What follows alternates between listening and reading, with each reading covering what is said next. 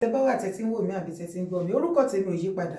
Yèyé Dára Kowé ni wọ́n pè mí, òun lorúkọ mi.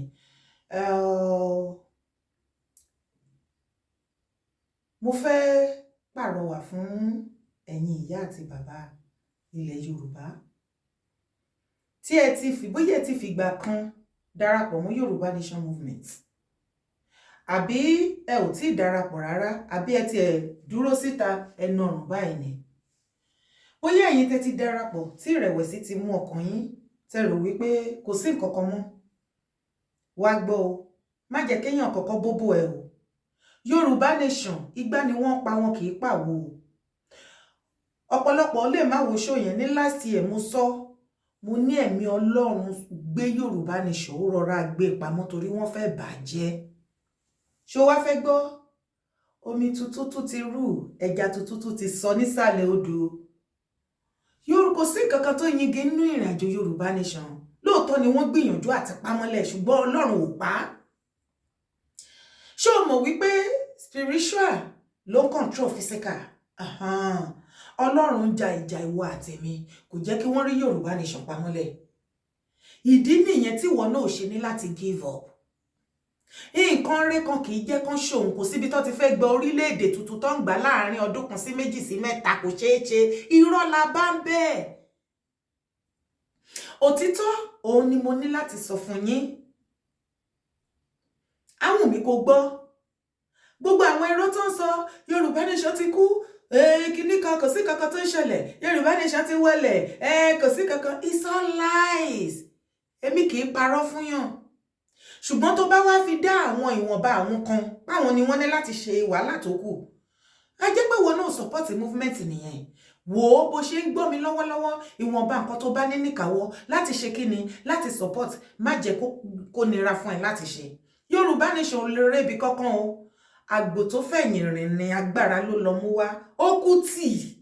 Lótìtọ́ àti lódodo láti mọ̀ wípé ẹ̀yin ọ̀bàyéjẹ́ kan ọmọ Yorùbá, tẹ́ ẹ fẹ́ kí ilé ayé kó máa san ẹ̀yin nìkan, tẹ́ ẹ fẹ́ kí tẹrú tọmọ kó tiẹ̀ sẹ́rú nù ràn mí, kí gbogbo èèyàn kí wọ́n wálé ayé kan rí ilé ayé gbé. Ẹ rò wípé gbogbo organization tó bá ti gbé dìde, ẹ̀yin ti yín ni láti máa gbówó kalẹ̀ kẹ́ máa ráwọn èèyàn kan máa bàjẹ́. Ẹ ò lè rí lé ìbàjẹ́. Ó kú tì, ìmọ̀ Ọlọ́run ni. Tí mo bá wá play àwọn voice note nǹkan tó ń ṣẹlẹ̀ nínú òmìnira, má rí bí ẹni wípé mo fi gbógun ti anybody àbí mò ń bàjẹ́ rárá o. Láti ṣe àlàyé fún yín wípé ọ̀tọ̀ ni ohun tí wọ́n ń ṣe ní ẹ̀yìn, èyí tí wọ́n wá sọ fún yín ní gbangba ọ̀tọ̀ pọ́nbélé ni. Àbí kò yẹ?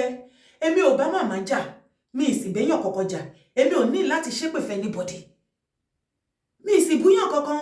Ṣùgbọ́n ohun tó lè la ìwọ àtèmi níyè tó lè ṣí wa lójú, ó ní mò ń ṣe. Wò ó, ṣó o ti gbàgbé ni ní last year títí wọnú ọdún yìí bí wọ́n ṣe gbógun ti ìrìn àjò Yorùbá Nation Movement, àwọn òmìnira, wọ́n fẹ́ pa Yorùbá Nation Movement mọ́lẹ̀ kí àwọn take over. Then kí wọ́n pa bàbá Akíntóyè kan wọ́ gbogbo wọn àti Ìgbòho sẹ́yìn gbà tí wọ́n ti fa Ìgbòho títí tí wọn ò rí fa. Wọ́n sì ti gbìyànjú àti dàárín Ìgbòho àti bàbá Akíntóyè àti ọ̀pọ̀lọpọ̀ wa rú ṣùgbọ́n Ọlọ́run ò fẹ́. Àìmáwàá rí ṣe gbogbo ọ̀nà yẹn náà ni wọ́n ti give up.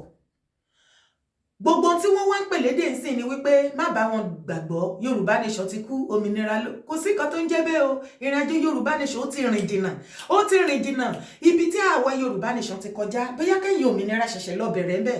After all gan, ṣe bí Yorùbá Nation lẹ fi mí. Òun lẹ fi mí. Èmi ò wá bá anything jẹ́. Àlàyé ọ̀rọ̀ la jọ ń ṣe fúnra wa. Kò sí fàjà, wàlẹ́ ọ̀rọ̀ tó wà nílẹ̀ yóò rújú. Ó yá. Ó ní àwọn nǹkan tí mo fẹ́ kí ìwọ àti èmi kí a jọ ṣe kí ni? Ká jọ gbọ́. Ó ṣe pàtàkì. Torí tí mo bá kàn sọ lásán, tí ẹ ò bá fi tí gbọ́, ẹni rán ni, ó kúkú story ni, ó ṣe kíní kan, ká ẹ lè mọ̀ wípé èmi ò kúkú story kankan o.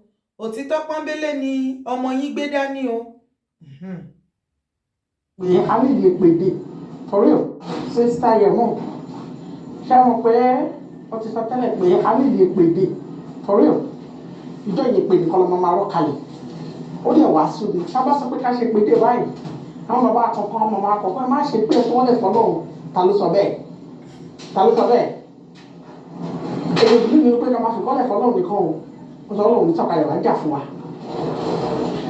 ọlọ́run sọ̀kalẹ̀ wá jà fún wa ó ti fún wa ní weapon ó ti train ọwọ́ wa for war so we need to create èpèdè o kábẹ̀sí ní wọ́n lù wọ́n dáadáa.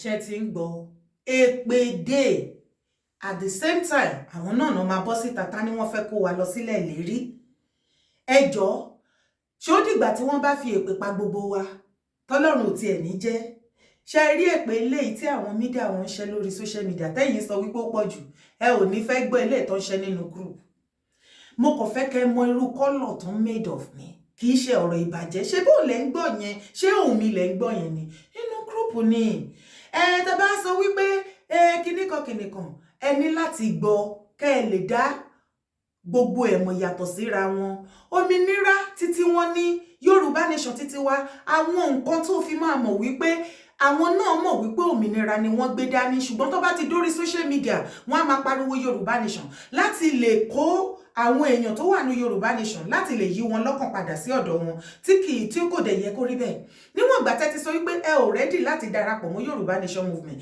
tẹ́ ti gbé òmìnira dání ẹ máa sọ titi yín ẹ má máa gbógun ti movement yìí ẹ ṣe titi yín ẹ má dárúkọ Yorùbá nation because tí anything bá ṣẹlẹ̀ àmọ́ nǹkan tẹ́ ń plan tó bá ṣẹlẹ̀ bàbá Akíntóyè Ìgbòho picture wọn náà máa gbé tán láwọn ni wọ́n rán wọn and not this thing èmi ò sí lára òfò ń tèmi òun ni mo ṣe yá tètè ti gbé bọnú.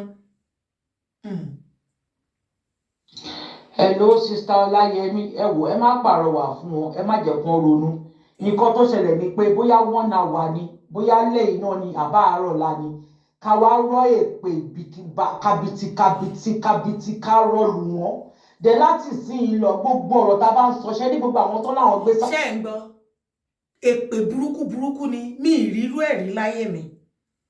Hello brother we must be free pé ìdìbò máa ń gbé wá sórí iṣu ẹ̀ kí ló wá dé tó yìí ìgbà yẹn mo sọ láti máa wò so I have not watched her since then so àwọn tó bá lọ wò bẹ́ẹ̀ tó bá play voice tèmi náà ẹjọ́ jẹ́ kí n mọ̀ ó jẹ́ mi náà gbèsè o torí kò take consent mi ò fún ní consent láti play voice note mi so tó bá play voice note mi ó yẹ kí n sue ẹ̀ man I have to sue her I didn't give her permission for her to play my voice note so she needs to pay for it mo máa sue any man I have got to sue her kó san ṣe bó lówó lọ́wọ́ 6 trillion tí wọ́n pín fún wọn kó ó máa fọnú owó yẹn máa fi ṣẹjọ́ o ó máa. ṣe ti gbọ́ you're going to sue her you're going to sue her for her using your content without your permission you're going to sue her my sister Germany lèmi ń gbé o ẹ tètè mú lẹ́tà yín ránṣẹ́ o bóyá kò tí ì yé yín dáadáa social media ohunkóhun tó o bá rí lórí social media o ní oore ọ̀fẹ́ láti